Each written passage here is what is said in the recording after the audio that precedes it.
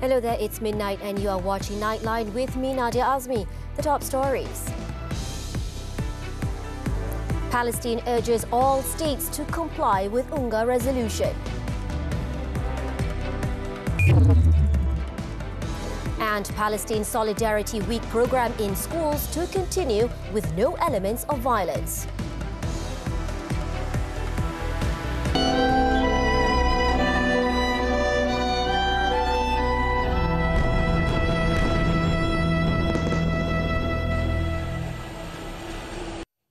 Good morning. The Palestine Solidarity Week, which involves all institutions under the Education Ministry, will continue with strict adherence to established guidelines. Its Minister Fadlina Siddiq said any school found violating these guidelines will face appropriate action. Fadlina said the program in schools was being encouraged as it promotes positive values and understanding among students. Dalam masa yang sama, kita tidak kompromi unsur-unsur radikalisme, ekstremisme, keganasan dan replika senjata tidak dibenarkan sama sekali berada dalam kawasan sekolah. Jadi kita minta semua pihak, khususnya yang di bawah institusi pendidikan, untuk memberikan perhatian penuh kepada garis panduan yang telah pun kita keluarkan. Fadlina told this to reporters when met after launching the Taman Angkat Amanita at SMK Sarjana Indah in Taman Pekaka on Saturday. Meanwhile, Fadlina said the Education Ministry has ordered a thorough investigation into replicas of weapons found in a school which allegedly promote extremist elements during Palestine Solidarity Week. The ministry added the event, which went viral, was held outside of the designated period for the Palestine Solidarity Week program and did not follow the guidelines set by the ministry. Welcoming the overwhelming support for the United Nations General Assembly UNGA resolution calling for immediate, durable and sustained humanitarian truce between Israeli and Hamas in Gaza, Palestine has urged for compliance with the resolution. Palestine has also affirmed the need to ensure accountability with the resolution in case of non-compliance. So that the Security Council to wake up and to shoulder its responsibility and also to act in sync with the General Assembly, and Israel has to obey. There is no such thing as is not binding. Whatever we decide in the international community, whether in the Security Council or in the General Assembly in general or in the form of a resumed emergency session, should be binding, and it is our collective duty not to accept this continuous rebellions by a member state in refusing to honor and respect the decisions in accordance with the Charter of the United Nations. Meanwhile, Israel slammed the UNGA resolution, adding that it is a dark day for the UN and mankind. Gilad Erdan, Israel's permanent representative to the UN, stressed that Israel will continue to defend itself and use every means at its disposal to accomplish its mission. The resolution drafted by Arab states is not binding but carries political weight, taking the global temperature as the Zionist regime steps up ground operations in Gaza. It passed to a round of applause with 120 votes in favor, while 45 abstained and 14, including Israel and the United States, were not in favor. Iraq, which initially voted no, later changed its vote to yes from an abstention after complaining of a technical difficulty. This brought the final tally to 121 votes in favor and 44 abstentions. The Zionist regime has intensified its bombardment in Gaza Strip amid the internet and mobile communication services collapse for more than 12 hours in the territory. Israeli said its forces have entered Gaza, ramping up the ground and air offensive in the Gaza Strip overnight and rejecting the United Nations' demand for a humanitarian truce.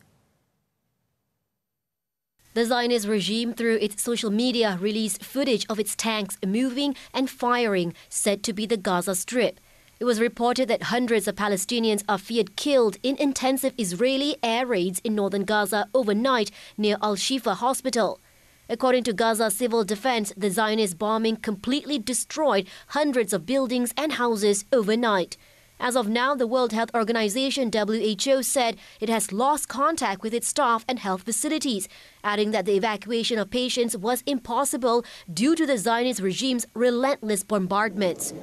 More than 1 million Palestinian children and their parents are living through pure horror in the besieged enclave due to the continuous bombings as well as the total blockade. Meanwhile, 6 aid trucks have entered Gaza from Egypt, carrying urgent medical supplies and water purification equipment. However, it is still not enough to cater 2.3 million people in Gaza. As of Saturday, the death toll in Gaza have risen to at least 7,703 people, including 2,913 children. In other news, Malaysians have generously donated 23 million ringgit to the Humanitarian Trust Fund for the People of Palestine, AAKRP, as of Saturday. The Foreign Ministry said the total amount received includes funds from corporate companies that pledged donations during the AAKRP fund donation ceremony on October 19th at Sri Perdana. In a statement on Saturday, Wisma Putra said the first delivery of humanitarian aid to Gaza is scheduled to be sent to Al Arish International Airport via a Malaysian-funded special chartered cargo flight on November 3rd. Subsequent deliveries would be made via sea, with details to be determined by the Ops Ihsan team. The statement also said that the delivery of humanitarian aid to Gaza requires prior approval from the Egyptian government before being managed by the Egyptian Red Crescent Society, the sole implementing agency responsible for handling shipments through the Rafah-Gaza border entry point. The ministry also said about 50 metric tons of essential humanitarian aid, including medical supplies, food and drinks, worth 7 million ringgit, are ready to be sent to Gaza through Egypt. These goods were collected through the Ops Ihsan campaign by over 40 local non-governmental organizations on October 21st and 22nd.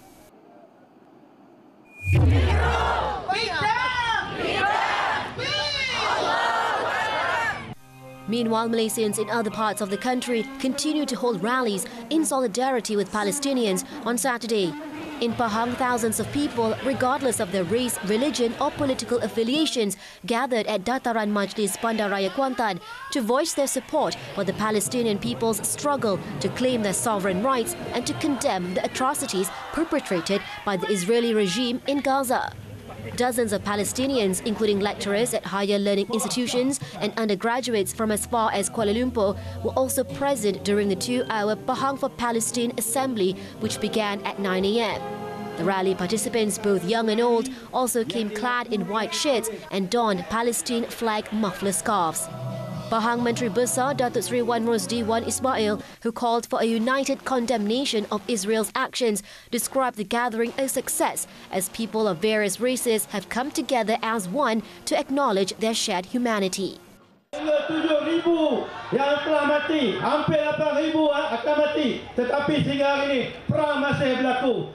Bekalan elektrik diputuskan, internet diputuskan, makanan dihalang. Jadi oleh itu tuan-tuan dan puan, kita minta dunia bangkit supaya pertubuhan bangsa-bangsa satu ini dikaji semula peranan mereka. Wan Rosdi also launched the Pahang for Palestine Fund at the Assembly and announced a contribution of 100,000 ringgit from the state government.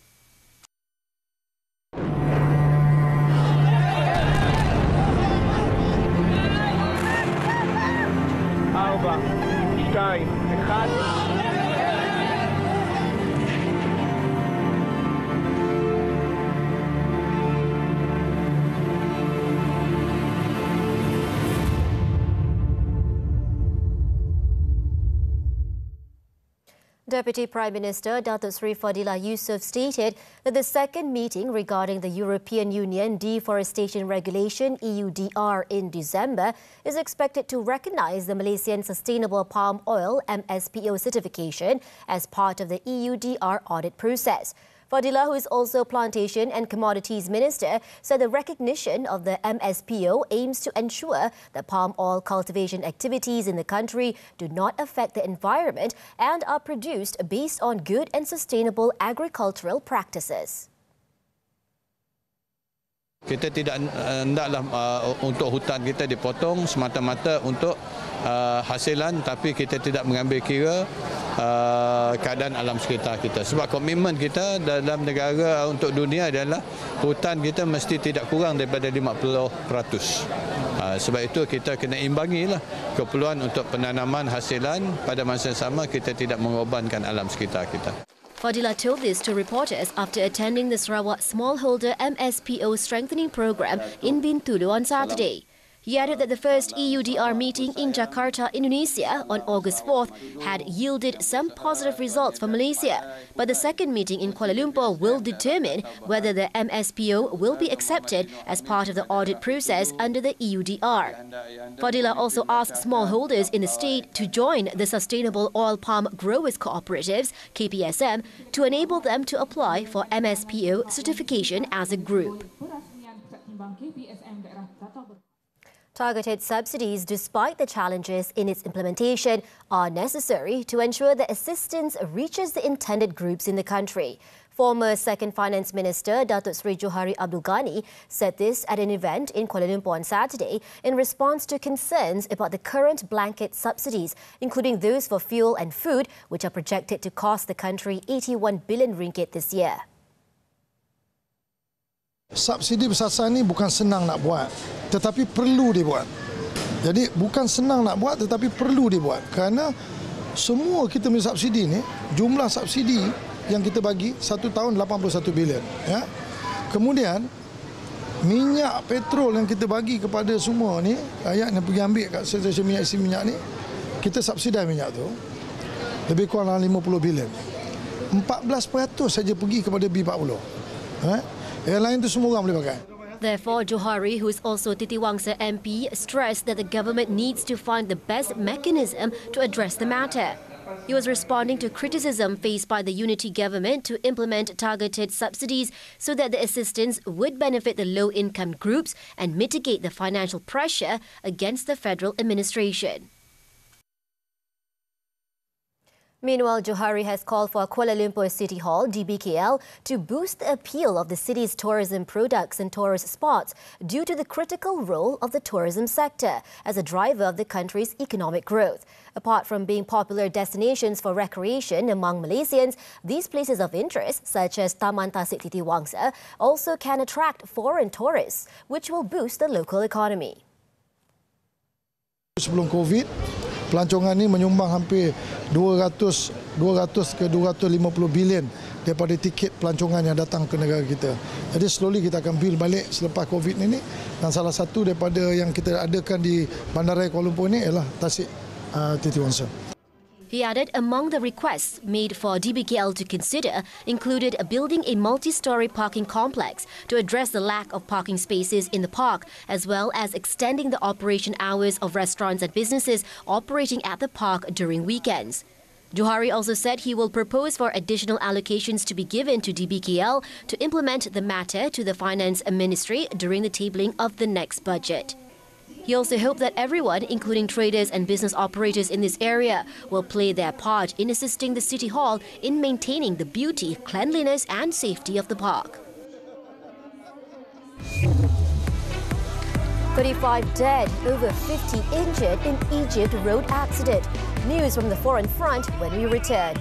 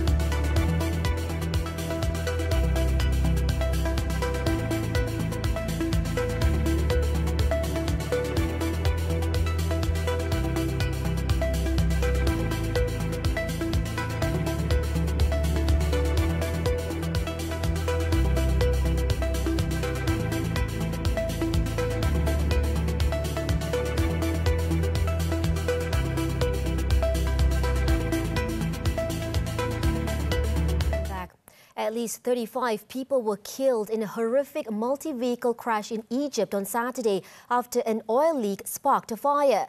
The accident happened in the Beira Governorate, about 132 kilometers north of the capital Cairo, with around 60 people estimated to have been injured. According to authorities, the accident could have been caused by an oil leak from a car, which then sparked a fire that spread to other vehicles. Investigations are now underway to determine the circumstances surrounding the incident.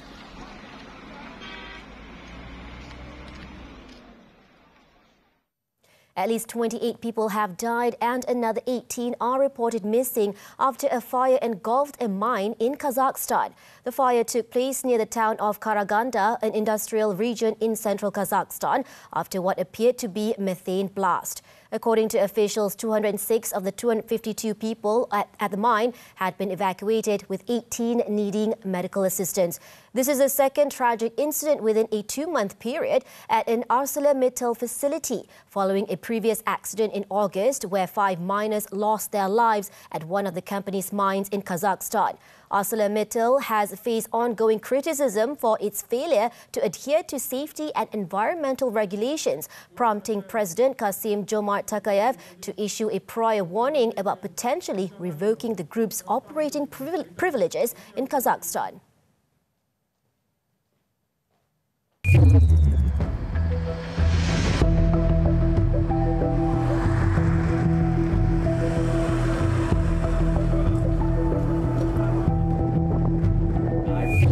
In the water along that Androscoggin River. This is walking out the door to come here today. Tomorrow, to the point that they had asked people.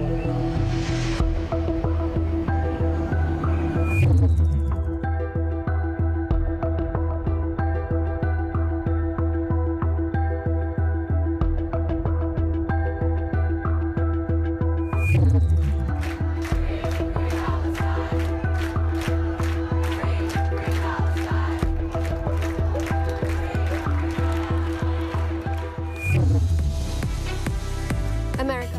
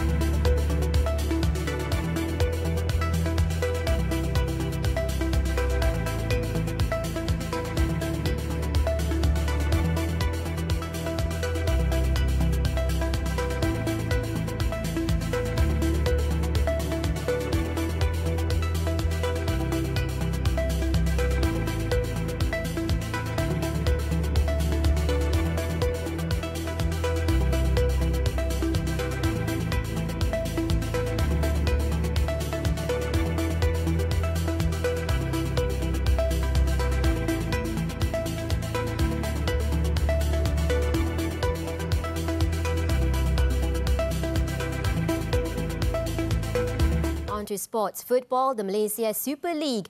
3 matches were played Saturday night. Kuching City played to a scoreless draw with Penang and Perak trounced Kelantan 8-0.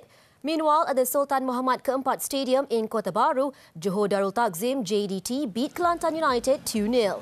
After a scoreless first half, the Southern Tigers managed to break the deadlock in the 74th minute via Fernando Forestieri. And in the final minute of the game, substitute Bergson da Silva scored the team's second goal with a powerful strike and sealed the win for the visitors.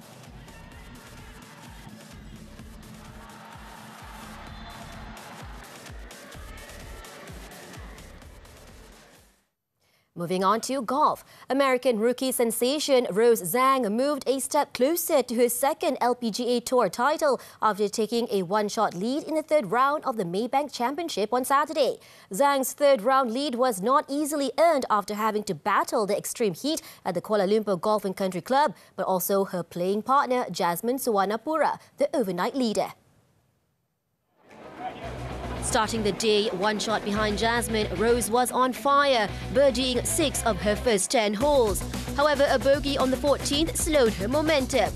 Undeterred, she reclaimed the lost stroke on the 15th and finished with a flourish on the 18th, posting a 54-hole score of 18 under 198. This placed her one shot ahead of Ataya Titikul of Thailand, who rocketed up the leaderboard with a blistering 62, and Jasmine, who carded a 67, keeping herself in contention for the third consecutive day.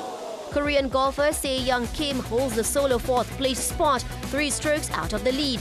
3 players are tied for 5th, including Nasa Hatauka, Megan Kang and Pei Yun Chen. And Malaysian golfer Natasha Andrea Un continues to lead the 6 other Malaysians in the field after salvaging a 73 on Saturday for a total of 214.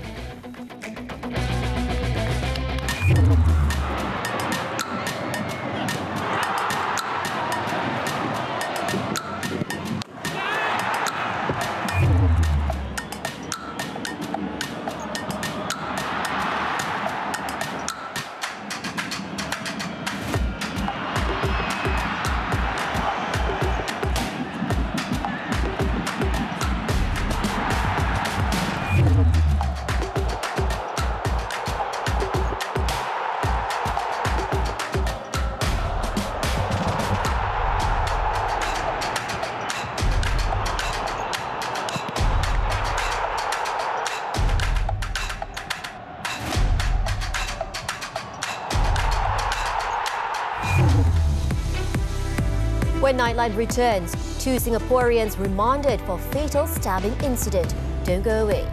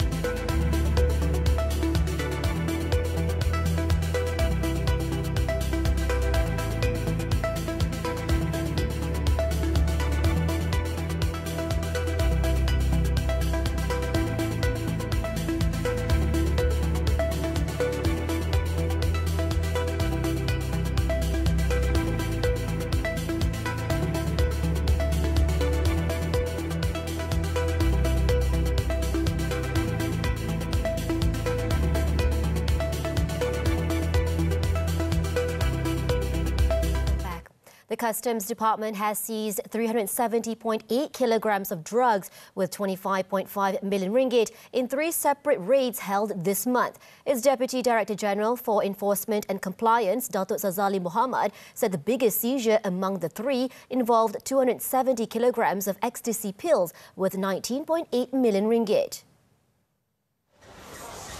According to Zazali, in the first raid on October 11th, customs officers seized a lorry containing 4 boxes of ketamine weighing 91 kilograms with 5.4 million ringgit and arrested a 42-year-old local man at a location in Petaling Jaya. Modus operandi sedikit ini bagi mengaburi pihak berkuasa adalah dengan mengikrarkan dagangan sebagai tiles adhesif dan menukar alamat penerima di saat akhir sebelum penghantaran dibuat. Siasatan awal pihak kami mendapati dagangan ini diimport melalui laluan udara dari sebuah negara di Eropah dan tiba di negara ini sebagai destinasi terakhir. The arrest of the suspect then led authorities to another seizure involving 10 kilograms of methamphetamine with 330,000 ringgit hidden in packets of dog food at the Kuala Lumpur International Airport KLIA cargo complex on October 13th. In a separate case, Customs also arrested 2 men aged 44 and 57 in a lorry at a petrol station in Damansara, Selangor on October 20th.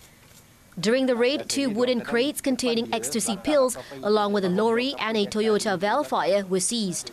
It was believed that all the drugs were meant for distribution in the local market. All 3 cases are being investigated under the Dangerous Drugs Act. 2 Singaporean men were remanded for 1 day by the Johor Bahru Magistrates Court on Saturday to assist police investigations into the fatal stabbing of a local man at Jalan Terus on Friday. Johor Bahru Court Registrar Nur Khalida Farhana Abu Bakar, who issued the remand order against both men aged 26 and 29, however, rejected the remand application on a 33-year-old local woman who was detained by police together with the suspects. Johor Bahru Selatan Police Chief ACP Raub Slamat said that all 3 suspects were arrested less than 2 hours after the incident. According to him, the suspects were spotted behaving suspiciously in an Audi car in the Jalan Tanjung Putri area. He said that when the police team attempted to conduct an inspection, the driver of the car sped off to Jalan Tun Dr. Ismail before losing control of the vehicle and crashing it. While doing a further inspection on the car, police found 2 knives, 2 shirts and 3 handphones. Earlier, police were tracking down 8 suspects believed to be involved in the murder incident, which occurred between 12:45 a.m. and 1:08 a.m. on Friday, before receiving a tip-off from the public at 3:41 a.m. on the same day. In the incident, several men using sharp objects were involved in a fight, which resulted in the death of a local man in front of a premises at Jalan Terus.